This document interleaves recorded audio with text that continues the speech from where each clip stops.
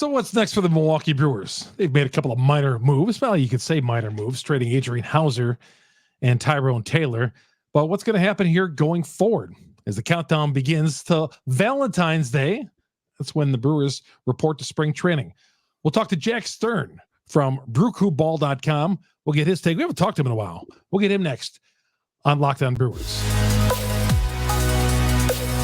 You are Locked On Brewers, your daily Milwaukee Brewers podcast. Part of the Locked On Podcast Network, your team every day.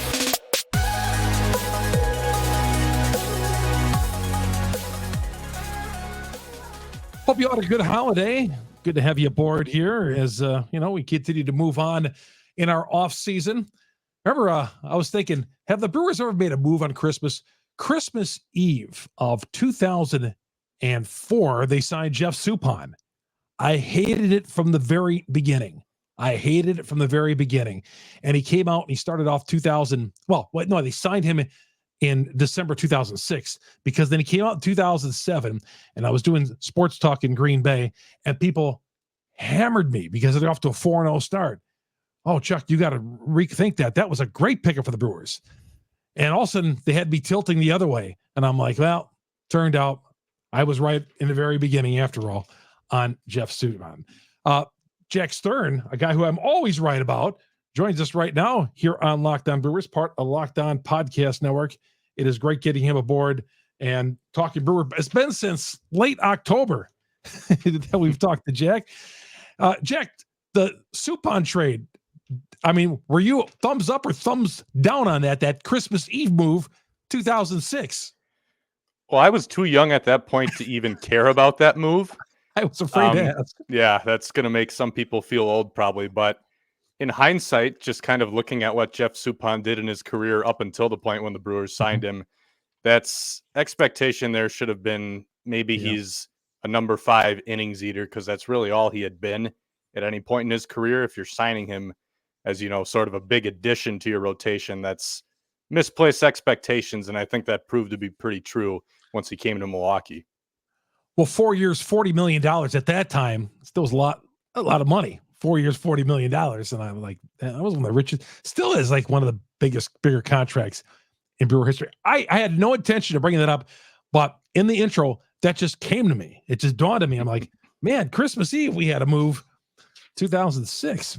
But good to have you along. We haven't talked, a lot of things, of course, have changed off the field of the Milwaukee Brewers. We got a new skipper and new manager, Pat Murphy. Off the top, we haven't talked to you since then. What did you think there about Counsell going to Chicago?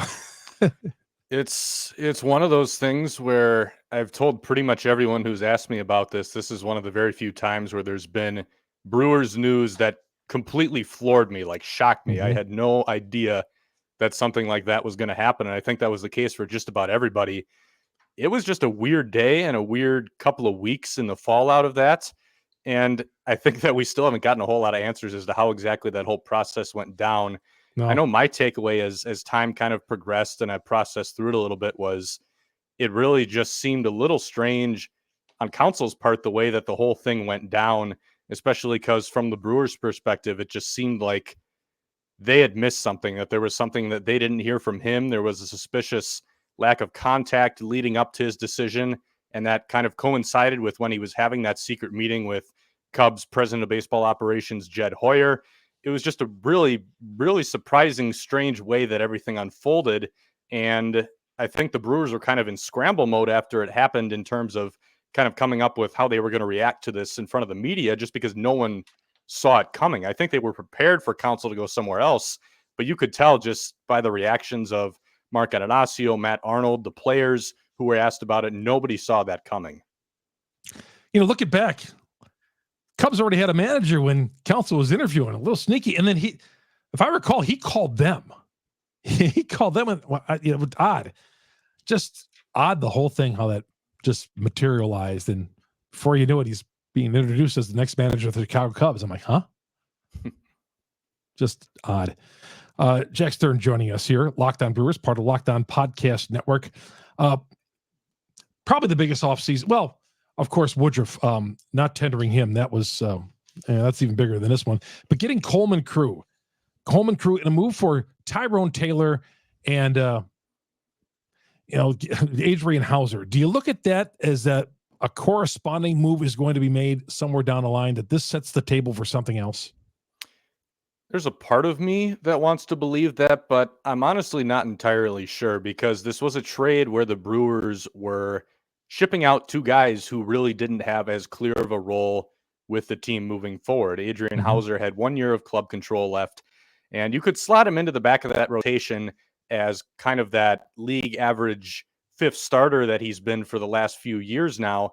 But if you're the Brewers, you're probably thinking that you can get similar production that you would have from Hauser out of guys like Joe Ross, Robert Gasser, top prospect in the Brewers system, a couple of guys who could probably give you that roughly league average output at the back of the rotation. So I can understand why the Brewers wanted to move Hauser. He was actually a guy who, at the tender deadline, I had a feeling that they were going to tender him a contract for that last year and then try to trade him.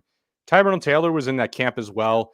I think there was a case to be made for still giving him quite a bit of playing time, considering how unproven some of the young players in that Brewers outfield are.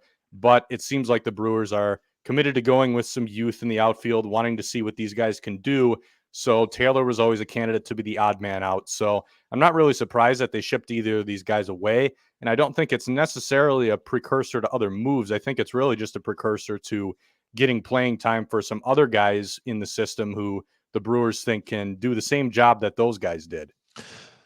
Yeah, when I look at that, I don't know. I just feel like clearing some contract space. But when you think about the Adrian Hauser move, that's an affordable contract at $5 million for a starting pitcher for the Brewers. Right. And it's a situation where I think, just about any team would be willing to have a guy like that at the back of the rotation who's not flashy, but if you can have him for under $6 million, you look at what the going rate is for starters, even starters who just eat innings but have been terrible the last year or two. Those guys are getting more money than Adrian Hauser is going to be paid next season. So I think it was a situation where, again, I think a lot of teams would be happy to have a guy like that at the back of the rotation for that price. But I also think the Brewers believe that if you can get similar production from a couple of other guys who are making, less than $5.5 million, you go with that and then see if you can get something in return for Hauser before he hits free agency at the end of next year. I think the good thing about the Brewers having not made any splash moves or anything to really make this team that much better is nobody else in the division really. I guess the Cardinals a little bit have gotten better, if you want to call it that. I mean, if the Sonny Grays pan out, but nobody really in this division, Jack, has really taken a step forward. Yeah, and I think something that has surprised a lot of people is you look at the Cubs. They were supposedly, after they brought in Counsell, the team to watch, the team that's going to be aggressive on the free agent market, bring some guys in. And it seems like they were at least in the running for a couple of big talents who signed recently, but they haven't done anything either. So it's been a very quiet offseason all around baseball. And I think that's another important thing to remember. You had a couple of really big free agents at the top in Shohei Ohtani and Yamamoto, who are kind of clogging up the rest of that market. People are waiting for those big dominoes to fall before you start to see some of these middle tier free agents sign. So hopefully now that those guys have found new homes, you're going to start to see some of these players who fit into the price range of the Brewers and their division rivals. You might see those guys start to sign pretty soon here, especially now that we're past Christmas. Do the Brewers have to send a message to their season ticket base? Well, to ask Jack that burning question coming up next. Chuck Freimund, Locked On Brewers, part of the Locked On Podcast Network. We are your team every day. Chuck Freimund, Jack Stern joining us. He's from brewcrewball.com. Read his work on there. We'll talk to him, rejoin him just coming up here in a little bit. The show is brought to you by the good folks over at FanDuel. If you're thinking about getting into that atmosphere, that arena, boy, check it out right now. They have such great deals going on for you at FanDuel. They got the $150 bonus on FanDuel. I mean, the $150 bonus if you win a $5 money line bet. That's all you got to do. Go to FanDuel.com/locked on, and you are good as gold. Now, what's a money line bet? Well, there's no point spread in of all. You just got to pick the winner. Very easy to do. Very simple. Not bad. I mean, like yesterday, if you would have picked, I don't know, Philadelphia against the New York Giants. You say, I'll take Philly in a $5 bet. You win it. You get $150 in bonus bets if your team wins, if you had the Eagles. Now, if you've been thinking about joining FanDuel, Get in the spreads, the player props, the over and unders, the money lines, the live bets. Visit FanDuel.com/lockedon.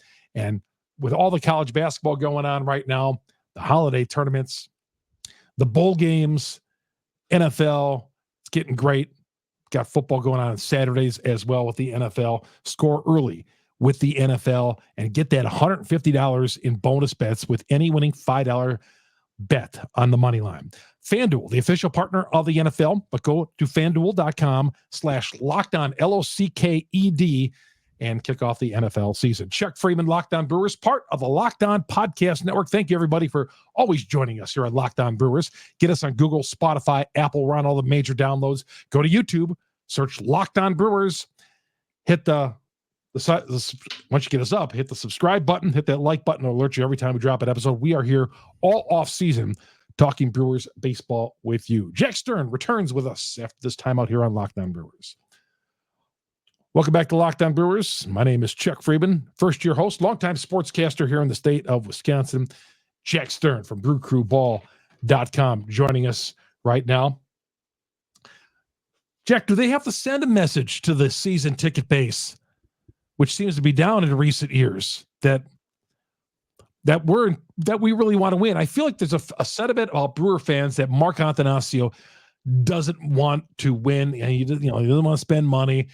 He does want to win. There's no doubt about that. But the message sometimes he sends in the offseason gives people mixed feelings about that. Yeah, I think that if there is one thing that you can kind of poke at the Brewers a little bit for is not so much a desire to win, but it's their messaging.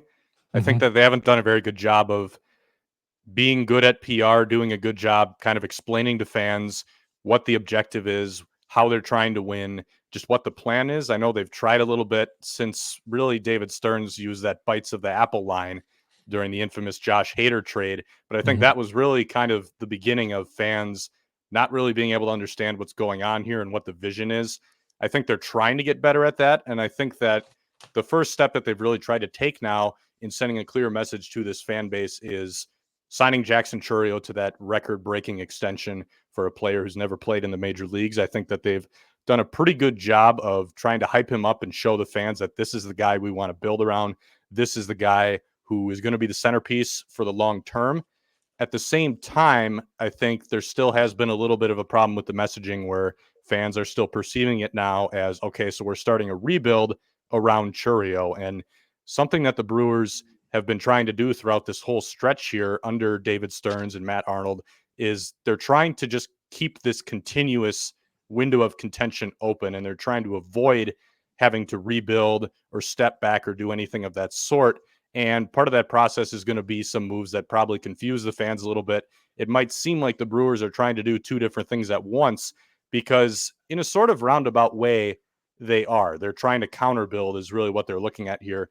So that might mean trading away some pieces from the big league roster who seem like they're immediate contributors. You can talk about the Mark Canha trade that recently happened. That's a little bit confusing to some people. You can talk about when they traded Hunter Renfroe last offseason, and then a few weeks later, they're going to turn around and they're going to add a couple of middle tier free agents to try to replace those guys, or they're going to call up some prospects that they have in the system to replace those guys.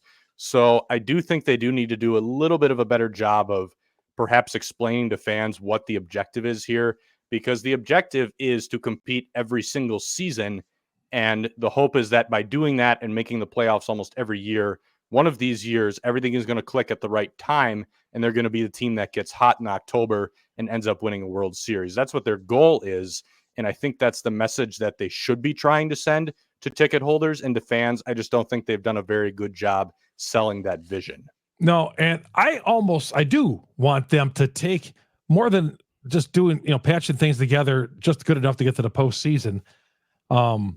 It'd be great to see, like the Bucks mortgage draft picks and all that for the future to get Damian Lillard. They're going to make a run, and this is going to cost them in the long run. I almost want to feel like they do that. Doug Melvin said in 2008 when he went out and got CeCe, he felt that they had to break that drought to get to the postseason. They had to break that door down, and they did. And they lost the first round of the playoffs. But I feel like the Brewers need to just be all in, and if it means being bad in a couple of years, let's throw the house at somebody and get the Pete Alonsos in here for 1 year or whatever. Just try it. So I'm not entirely sure if the Sabathia comparison quite works for where the Brewers are at now, and this is just the way that I see it. When you talk about Sabathia, again, you're talking about ending a long playoff drought. And at that point, the fan expectation is, if we can just get into the playoffs, this city's going to explode and everyone is going to be ecstatic. And that's what happened. It's a little bit of a different situation now where fans are used to the Brewers being competitive. They're used to the Brewers getting into the playoffs. And really the goal now is, I think in fans' mind, is in order for us to be happy, we want to see a championship. We want to see a World Series. Absolutely. That's the next door they got to break down. Right. But I think that, again, it kind of comes back to what do they think is the best way to get there? Because I know we talked about the messaging hasn't been great, but from a baseball operations standpoint, you really shouldn't care a whole lot about what fans think is the best way to get to a World Series, because at the end of the day, if you win one, that's what's going to make people happy. And if you're the Brewers and you're in a position where there is that guy available for the right price who you think it is a worthwhile trade-off to go all in on that player, I think you have to consider it. I'm just not sure that's been there for them the past couple of years. And I also think the last couple of years serve as an example of what happens when teams try to go all in and things don't end up very well. I think the San Diego Padres are a very good example of that. Had a good core, had some really good young talent in their minor league system. AJ Preller does a tremendous job of building a farm system.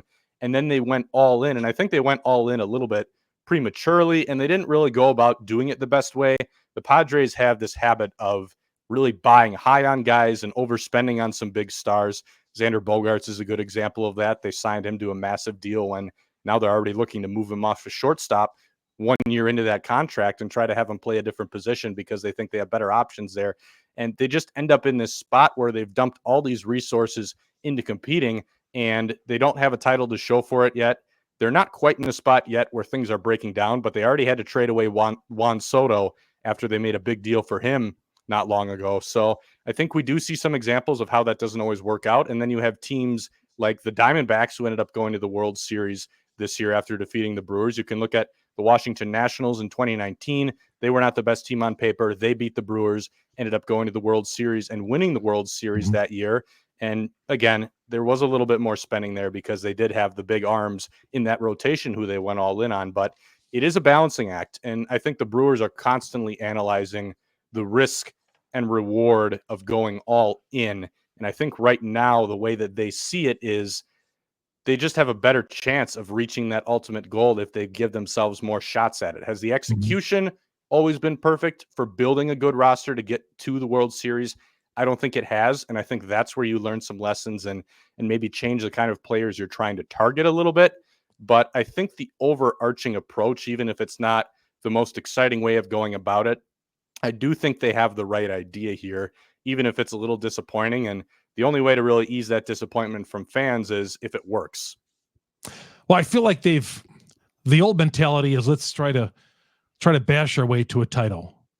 Get a lot of offense. I mean, this is the old school way of thinking. And in the recent years, like this past year, was pitching, but then he can't score any runs. It's got to be a happy medium somewhere down the line there. Right. I think so. And I think the Brewers certainly were not hoping for their offense to be as poor as it was in their last couple playoff runs. I think that they did believe that the group they assembled at the start of the season could hit a little bit more than that. And you're right. Being able to mash is important in the playoffs too. Pitching and defense help you out a lot, and that's a big reason why the Brewers did so well in the regular season with a team that on paper did not look very good to a lot of people because they were able to keep runs off the board at such a premium rate. But I do think that when the sample size gets smaller in the playoffs, you got to be able to come up with that big hit. You got to be able to drive the ball, and that was something that the Brewers did not do in the playoffs, and that was something that really hurt them. They had guys on base that entire series, they just could not come up with the extra base hit. They even hit really well with runners in scoring position, but all of those hits with runners in scoring position were singles. So you're going station to station, and it really did come back to hurt them in the playoffs. And I think what they're really hoping is that some of these younger players they have now who have a lot of raw power, talking about Jackson Chourio, Joey Weimer, even Garrett Mitchell has a lot of raw power, even if he hasn't tapped into it a ton in game action. I think they're really hoping that these are the guys who are going to bolster that lineup. Whether that works remains to be seen. I'm still a little bit skeptical of a lot of these guys, save for maybe Chourio. but I think that's what the thought process is right now. I think they know that they need to get better at that, and they're trying. Whether it works, it's going to have to be a wait and see situation. What happens with Christian Yelich? What do we do with him? We'll talk to Jack more about this as we head down the home stretch of Locked On Brewers, part of the Locked On Podcast Network. We are your team every day. Chuck Freimund here on Locked On Brewers. Great to have you aboard here as we are here with you all winter long talking Brewer baseball, getting great guests like Jack on talking. And you get us on Google, Spotify, Apple, on all the major downloads, the Number One Brewer podcast on the internet. And of course, go to YouTube, search Locked On Brewers, hit the subscribe button, hit the bell. That'll alert you every time we drop an episode here on Locked On Brewers. Follow me, Chuck Freimund, Freimund. When you bring Jack back, we'll get his Twitter account as well out to you so you can follow him and all the good stuff that he does on brewcrewball.com. Thank you all you everydayers for always joining us here on Locked On Brewers. You guys who download us every day and follow us on YouTube and message me on Twitter and all that. I appreciate it. I try to get back to you all and retweet some of the stuff. It's great. I appreciate it. And man, I love being a host of Locked On Brewers. We'll come right back, finish up our conversation with Jack Stern next here on Locked On Brewers. Welcome back to Locked On Brewers. Chuck Freimund here on Locked On Brewers, part of the Locked On Podcast Network. We are your team every day. Jack Stern. Get a hold of him on Twitter by Jack Stern. Jack Stern, Stern, by Jack Stern. Easy to get to. Go to his website, brewcrewball.com. Yeah, the off season right now, we're kind of in a little bit of malaise right now, thinking a couple of moves are going to happen and some big things might happen. Where are we going from here, Jack, do you think? I think some people are hoping that there's a big move coming for the Brewers. Personally, I'm hoping that move is they trade someone like Corbin Burnes to get some MLB pieces back, kind of stockpile for the future a little bit, guys who can help them long term. But I'm honestly not convinced that there's going to be a series of major moves coming, because you just look at the free agent market is not amazing for the Brewers' needs and for their budget. Outside of Burnes, I don't think you're getting a whole lot of impact pieces back in a trade. If I had to guess what's going to happen from here on out, I do think the Brewers are going to sign another first base / DH type player. I know they've been rumored to be still talking to Carlos Santana about bringing him back after he finished last year with the Brewers as a trade deadline acquisition. There's a couple guys at that position who could help them out. Brandon Belt is another guy, a left-handed bat who could help in that DH spot. The Brewers do need some power at first base and at DH. I know they added Jake Bauers from the Yankees in a trade back in November. He's a guy who should be able to supply some power, even if there are some concerns with the strikeouts, but they do need more. So I think that's an area that they're going to try to bring another player in who kind of fits that middle tier budget that they're trying to run right now. Then I think there's a possibility that they do trade away one of their relievers. I think things are getting a little bit crowded in that bullpen. They have a lot of guys who either are out of options or they're such a big part of their bullpen that there's no way they would option those guys down to the minor leagues during the season when they need a fresh arm. So I think that they could clear a little bit of space in there by trading one of those guys and seeing what they can get back.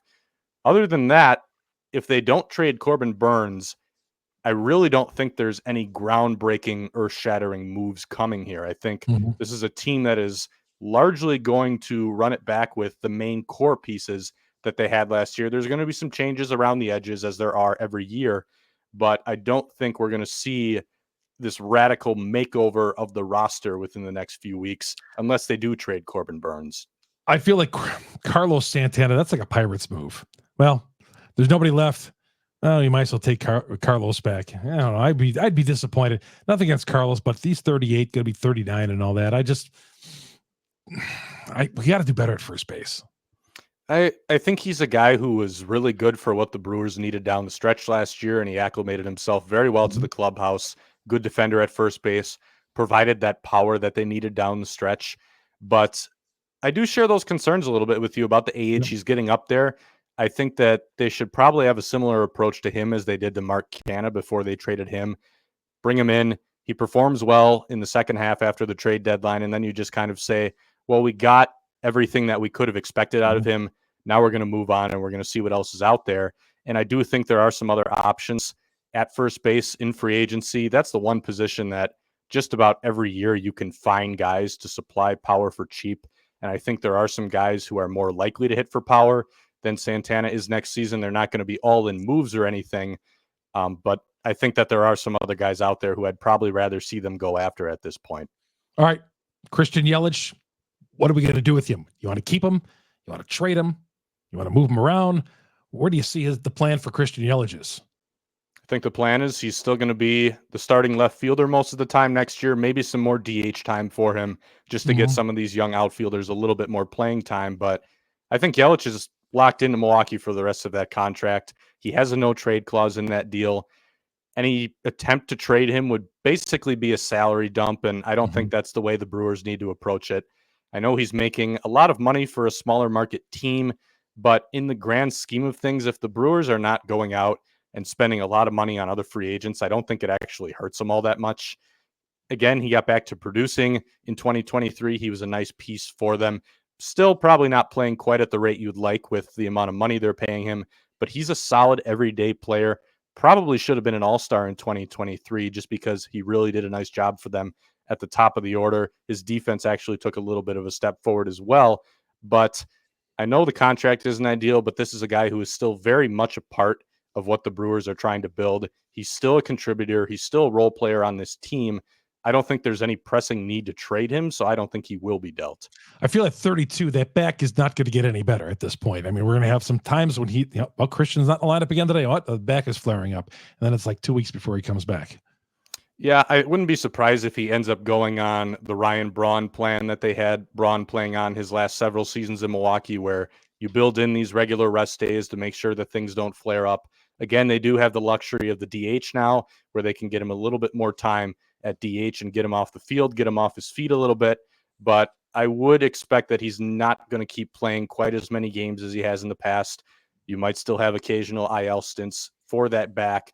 I think at this point, if you take 400 plate appearances from him, 450 plate appearances, expect something in that range where he's not an amazing hitter, but a solidly above average hitter. If he does what he did at the plate last season and can sustain that for most of the rest of his deal, which I think he can do, I think that you just kind of say to yourself, this isn't perfect production for what we were hoping for out of this contract, but it still helps the team, so we'll take it. Jack, thanks as always coming on. Get you on Twitter by Jack Stern, BY Jack Stern, STERN, from brewcrewball.com. Of course, you read his stuff on there. Good stuff, talking all off season with you. Hey, we'll catch up in the new year, my friend. Thanks for coming on, and I hope you have a great new year, my friend. You too, sir. Thank you again for having me. Jack Stern joining us here on Locked On Brewers. Of course, love getting his information and reading his stuff on brewcrewball.com. That's going to do it for the show today. My name is Chuck Freimund, Locked On Brewers, part of Locked On Podcast Network. We are your team every day. So long, everybody.